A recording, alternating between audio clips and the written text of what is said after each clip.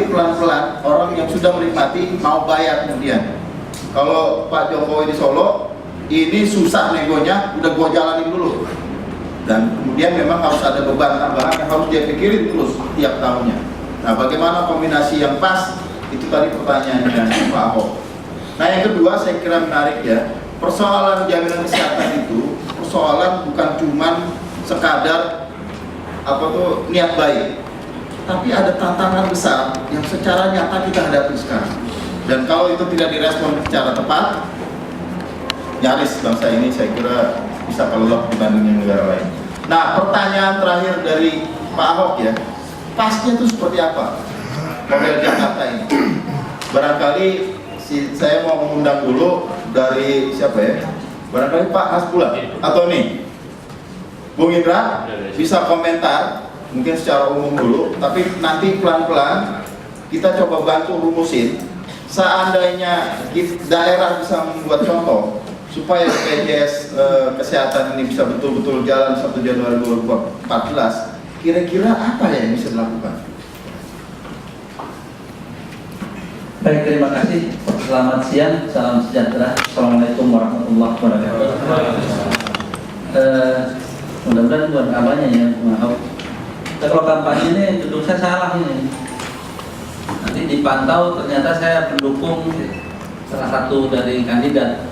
Padahal saya sedang melaksanakan tugas bagaimana pemilu ini berjalan lancar di Jakarta. Teman-teman sekalian, bahwa ceritanya Bung Ahok ini memang sangat menarik.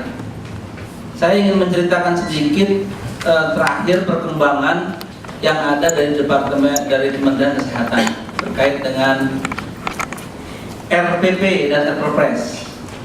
Nanti juga mungkin Pak Hasbullah bisa tambahkan bahwa untuk orang miskin itu formula tentang besarannya itu memang belum ditetapkan secara konkret.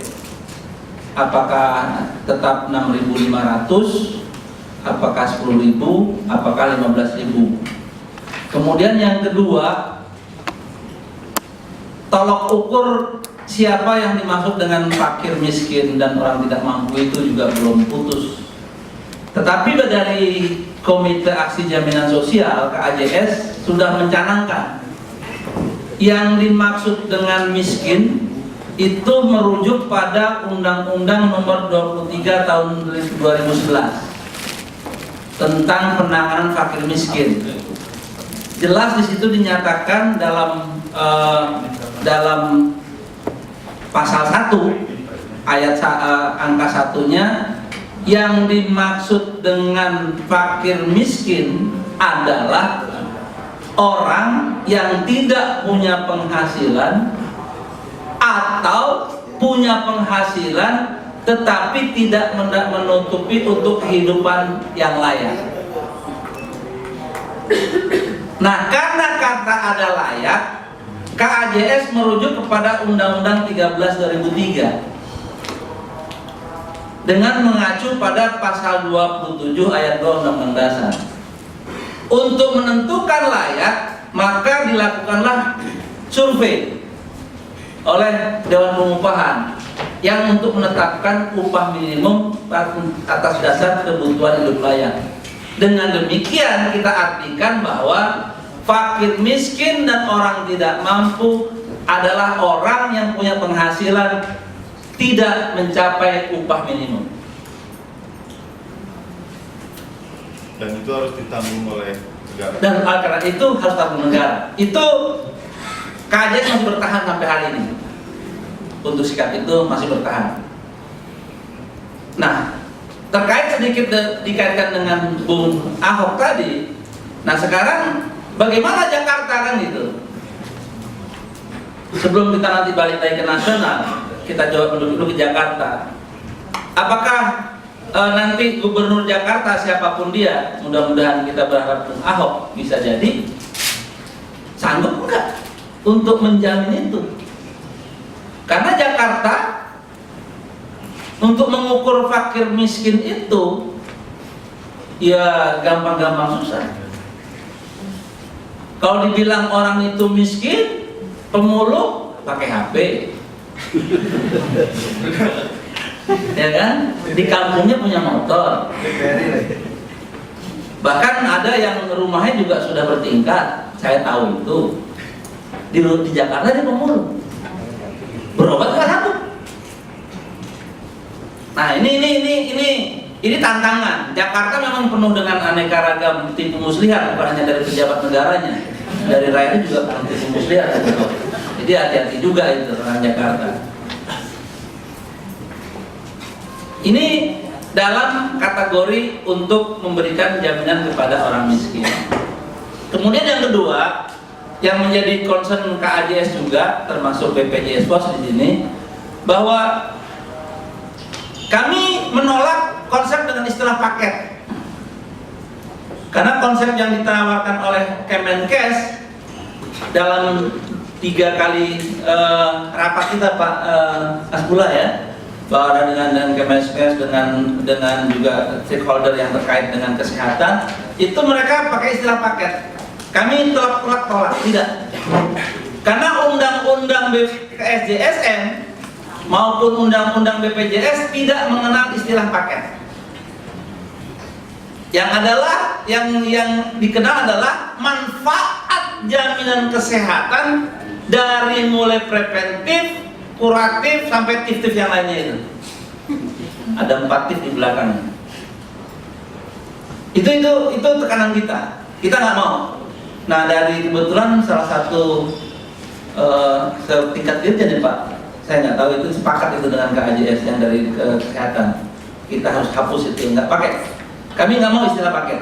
Kami maunya pokoknya dari mulai dia preventif, persiapan sakit untuk tidak menjadi sakit, misalnya diadakan gizi ke desa-desa, ke kampung-kampung, ke RT RW, sampai pengobatan rawat inap. Dan penyakitnya tidak pada batas.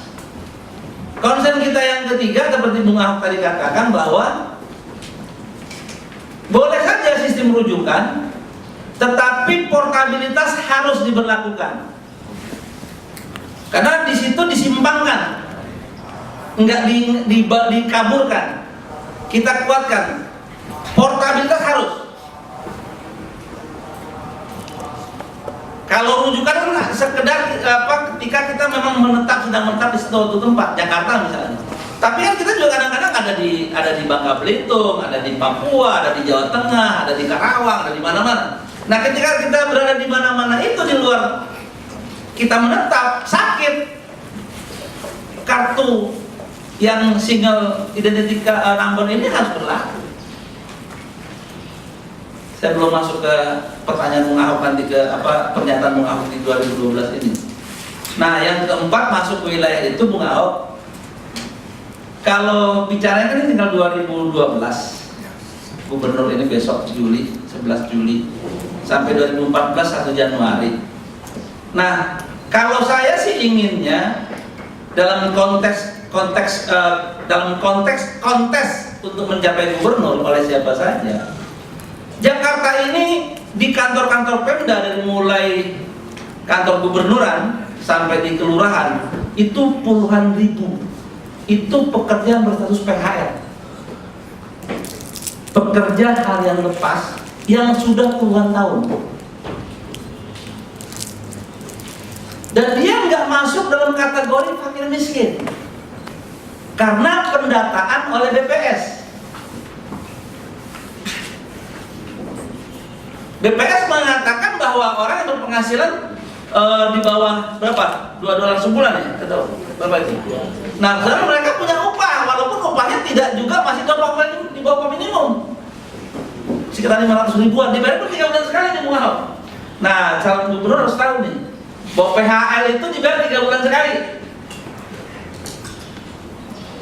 Ada lagi yang namanya PPT, pekerja tidak tetap. Nah, rata-rata tuh Satpol PP tuh PPT tuh. Dan gak ada jaminan. Ditambah lagi honorer. Bukan hanya guru. Banyak di kantor-kantor Pemda itu honorer. Padahal waktu kerja mereka sama dengan waktu kerja pekerja tetap. Nggak ada jaminan. Maksud saya, sambil mempersiapkan 2014 agar BPJS Kesehatan ini berlaku untuk seluruh rakyat Indonesia tanpa kecuali, kira-kira apa konsep yang harus ditawarkan kepada masyarakat dengan menyatakan bahwa seluruh pekerja-pekerja PHL, PTT, honorer ini mendapatkan jaminan itu. Pada dasarnya pemerintah itu banyak yang melanggar undang-undang. Bagaimana ada pekerja harian lepas bisa puluhan tahun? Sebab kalau kita mau perkarakan, hampir semua pemerintahan itu bisa kita perkarakan. Ya. Ini yang pegawai Pemda. Pemda juga yang di kementerian juga. BUMD, BUMN Banyak, puluhan ribu. Kalau mau ngisah-ngisah ke Taman Suropati pagi hari Minggu gitu, ngobrolnya mereka, Pak udah berapa tahun Pak? Udah baru 27 tahun. baru Bapak dapat jaminan apa? Ya kalau sakit mah itu ada warung bodrek gitu kan.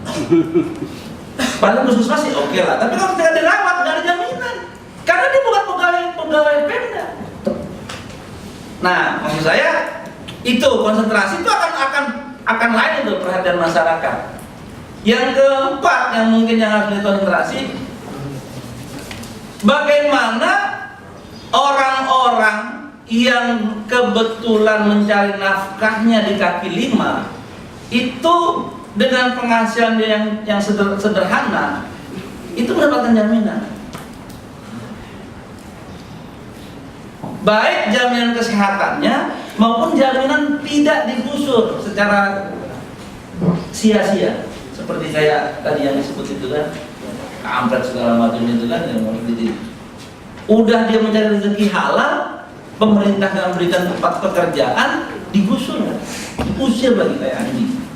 Nah ini kita nggak mau. Nah oleh karenanya dalam konteks jaminan kesehatan ini, kita berharap justru Gubernur DKI Jakarta yang 2012 akan lahir 11 Juli nanti, itu justru tidak sekedar menggambarkan apa dan bagaimana polanya, tapi justru mendorong agar